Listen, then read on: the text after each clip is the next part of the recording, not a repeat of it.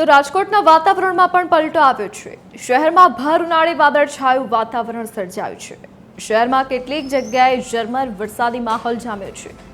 હવામાન વિભાગની આગાહીના પગલે વાતાવરણમાં પલટો જોવા મળ્યો છે।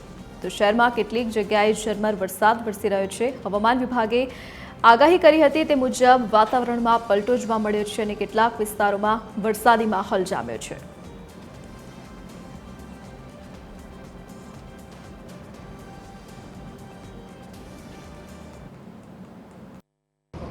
હવામાન વિભાગે જે રીતના આગાહી કરી હતી કે ઉનાળામાં પણ કમોસમી વરસાદ વરસશે, ત્યારે હવામાન વિભાગની આગાહી ક્યાંક ને ક્યાંક સાચી ઠરી રહ્યો તેવું લાગી રહ્યું છે।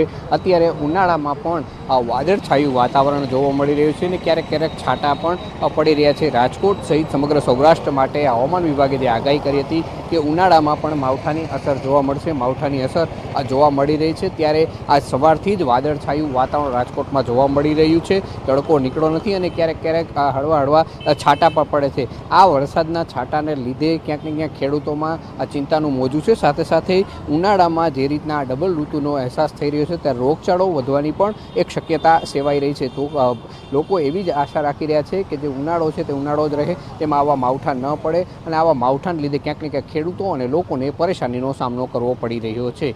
કેમેરામેન રવિ ચાવડા સાથે રવિ મોટવાણી, TV13 રાજકોટ।